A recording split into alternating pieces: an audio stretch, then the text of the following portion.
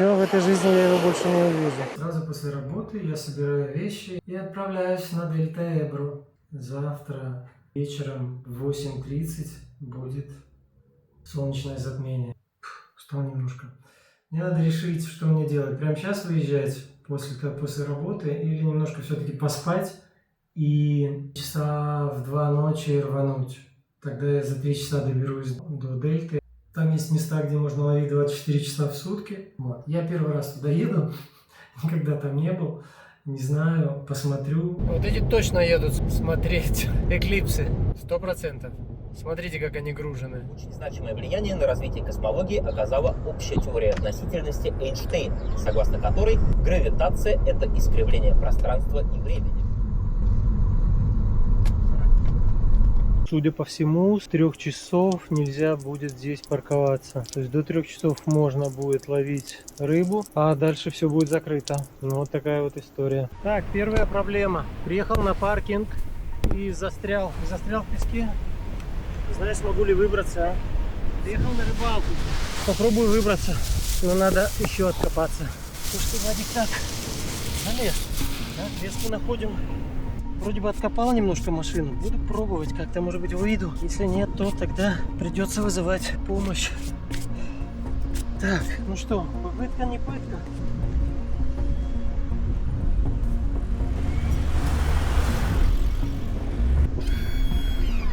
Блять, из одного кармана вылез, в другой попал. Здесь немного, не хочу буксовать сильно. Сразу чуть-чуть уберу и, может быть, проскочу. Проваливается машина в песок, блин.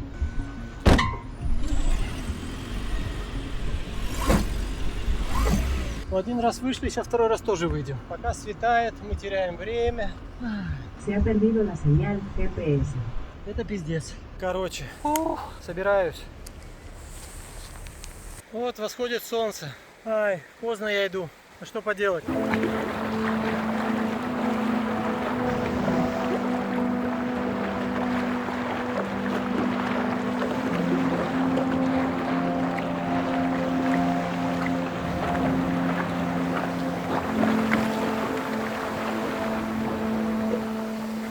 Да, первая проблема, которую я вижу, это водоросли. Вот они, зелененькие, выброшенные на берег, что, конечно же, не есть очень хорошо.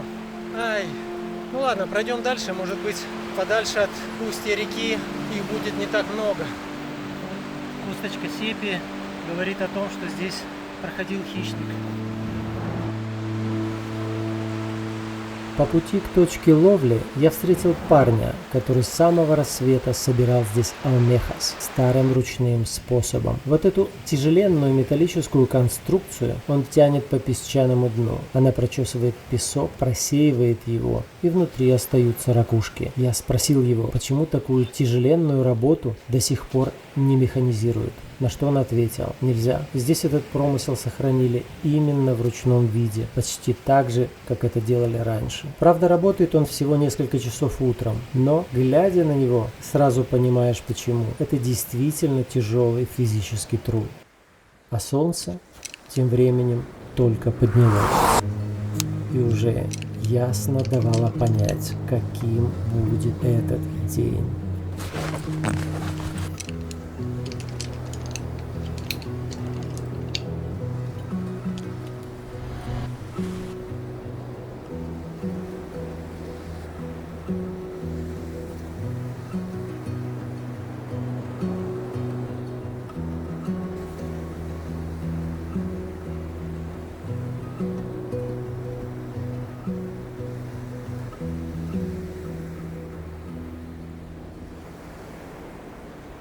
Вот нахожу опять маленькие косточки сепии, на которую напал хищник и съел ее.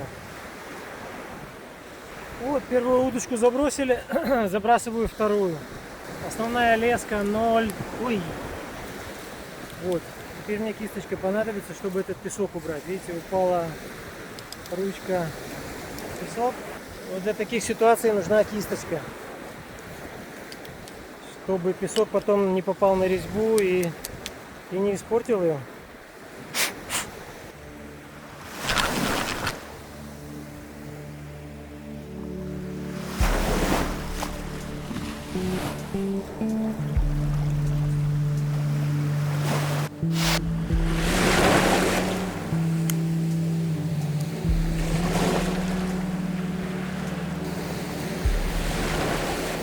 удочки заброшенные. Одна на крабика, который мне дал парень, и другая на червя каталана, гусану каталана.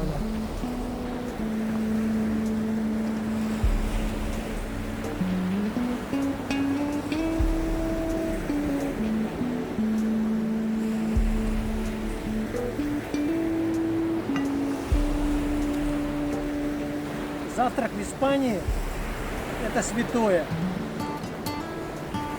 Точно так же, как и сиеста. Так, ну что, я хочу проверить удилище, насколько там путается, насколько там водоросли, насколько там вообще что и как.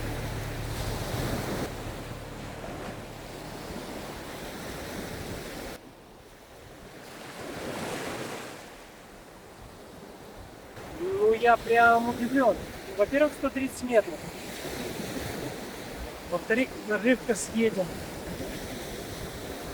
Хотя, может быть, она и слетела при забросе. И водорослей нет. То есть там, куда я забросил, водорослей не было. Ну, не так уж и плохо. Перебрасываем.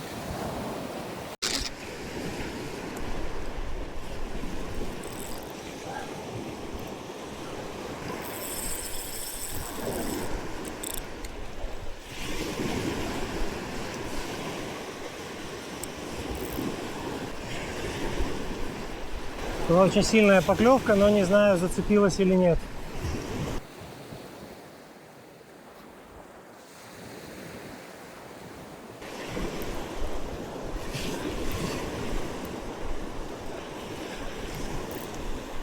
Да, что-то есть.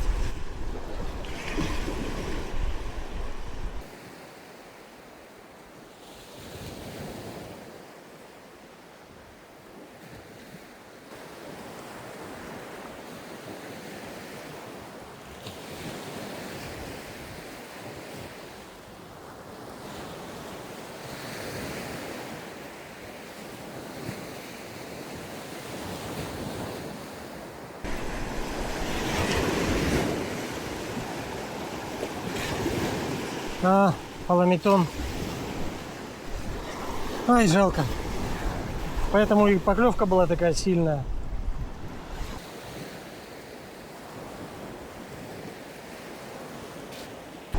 Паламитон.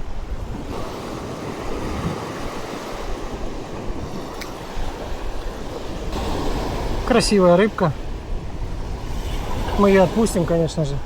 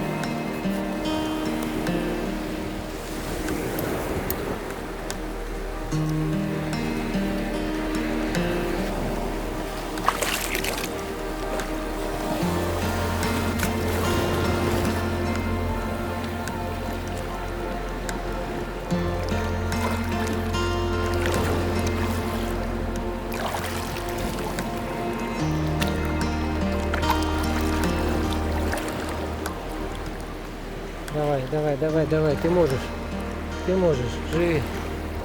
Она давно там сидела, бедняга. Ай. Давай, ты можешь. Плыви. Давай. Прогноз у нас дневной. Самый высокий с 12:30 до 2:30. В чем проблема? Нам надо машину в паркинге забрать в 3 часа. То идти тут далеко, где-то, наверное, полчаса. Поэтому, впритык все. Хороший был план, но с затмением Ну что поделать, короткая дневная рыбалка до обеда, потом к машине и дальше посмотрю, где можно будет пристроиться. Посмотреть, все-таки остаться здесь затмение до конца. Надо было заранее мне смотреть. Я предполагал, конечно, чуйка чуяла, но хотелось проскочить. Где бы я стал, если бы я приехал днем, то это вот на границах вот этого вклинивания чистой воды темной в грязную воду, которая выходит из каналов. Времени менять позицию уже нет. Я нахожусь вот в грязи, мутная очень вода. Хотя, дорадку одну поймал, которая случайно, наверное, наткнулась на мою наживку. И паламитон тоже, проходя мимо, хапнул.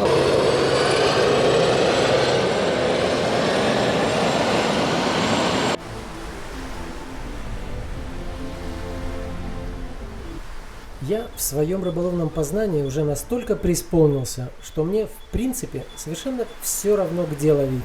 Море, океан, река, дельта Эбро, солнечное затмение, лунное затмение, жара 40 градусов. Какая разница? Если завтра меня высадят на Марсе и скажут, что здесь нет рыбы, первое, что я спрошу, а глубина какая?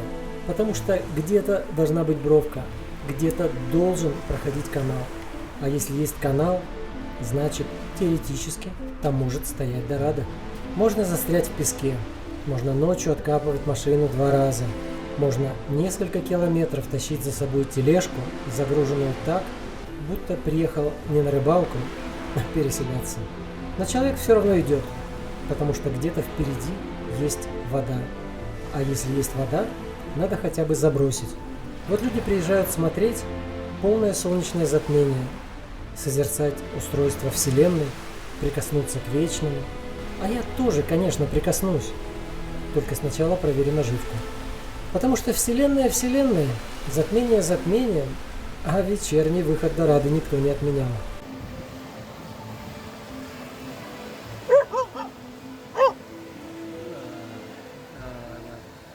Когда я утром увидел знак с ограничением стоянки с 3 часов дня, я был почти уверен, что вечером отсюда придется уезжать.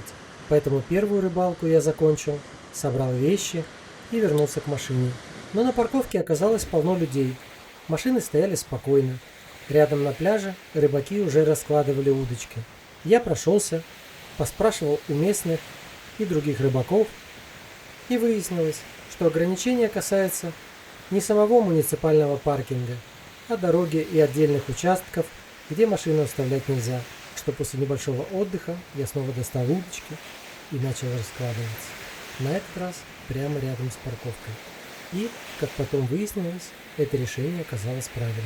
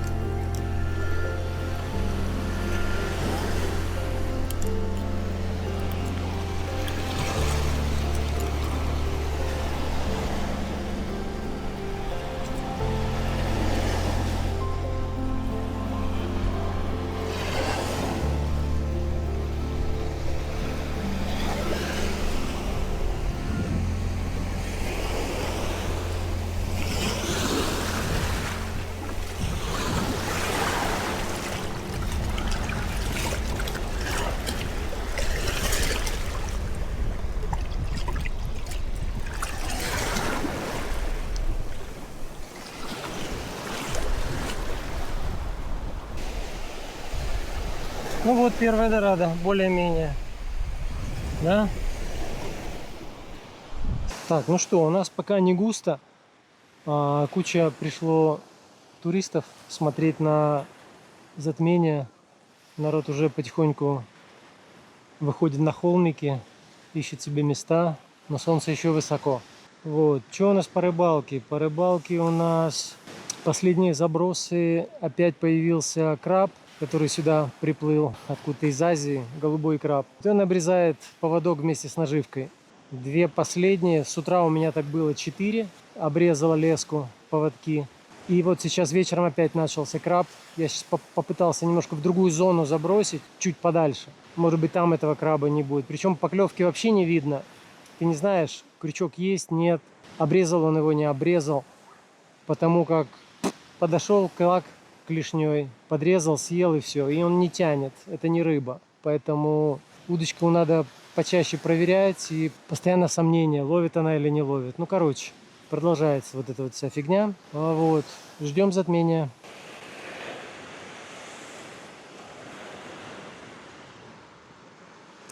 Сегодня необычно яркое солнце. Я часто же рыбачу на закатах, но такого сильного яркого солнца я не вижу. Я через свои очки на него смотреть не могу. Просто невозможно. Теперь я понимаю, почему надо было покупать специальные очки для просмотра затмения. У меня их нет. Я смотрю, народ примеряет уже. Чем это затмение знаменательно в Испании именно? И такого затмения не было с 1905 года. И я нахожусь как раз в средней части полосы, где затмение будет видно полностью. И особенно оно еще тем, что оно будет прямо у горизонта. Но я смотрю, что горизонт у нас будет перекрыт горами. Поэтому не знаю, насколько мы это увидим. Нет, ну увидим, конечно. Что-то мы увидим. Но там, где солнце, там горы. Там горный хребет. Посмотрим. И посмотрим, изменится ли активность рыбы в этот момент. Потому что у меня еще раз было 2 обрыва полностью линий. Видно, прошла Анхова, Таям. Причем буквально в промежутке 10 минут. То есть там, видно, стая находилась. Она идет с такой открытой рожей. Зубы. Распиливает просто линию.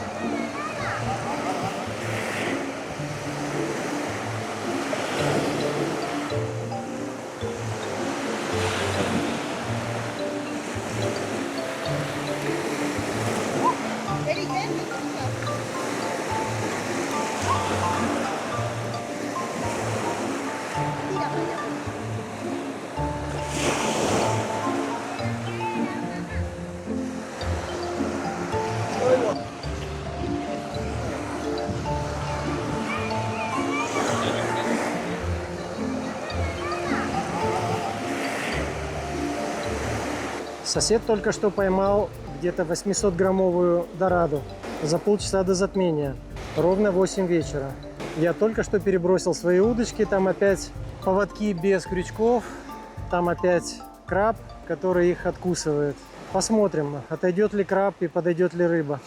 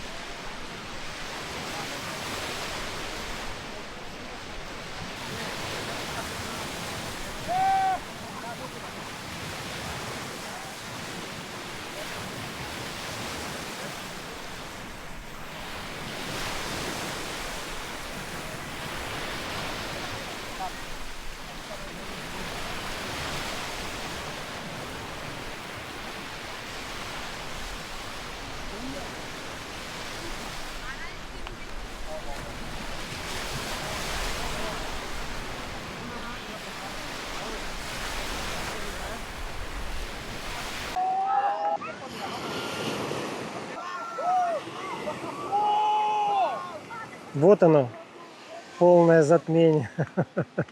Все-таки я его снял. Ай, круто.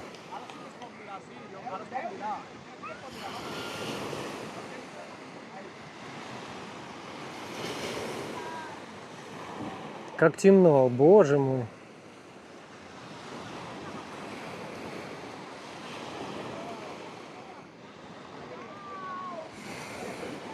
Increíble.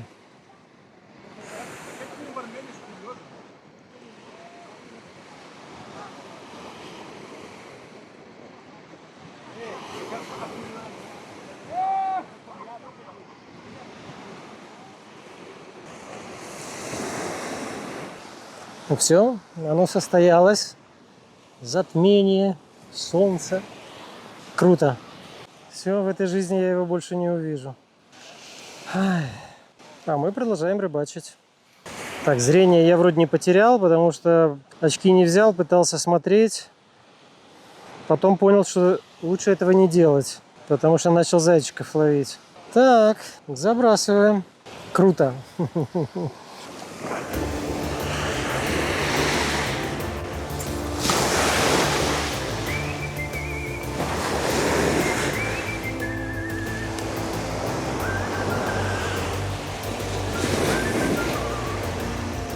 Ну вот, у меня стабильно последние забросы откусывает краб крючок с наживкой вместе. Все. Жалко, сегодня, конечно, хороший день, хорошие условия, но этот краб житья не дает, подходит раньше, чем рыба. Ничего сделать нельзя. Жалко червя тоже, потому что даром все уходит, без толку. Ну, что делать?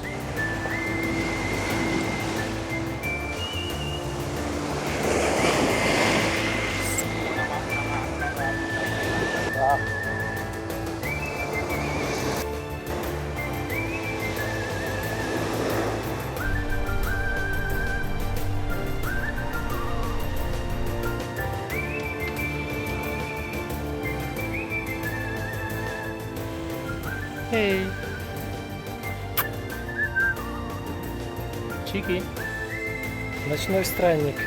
Так, все, ребятки, домой. Вперед.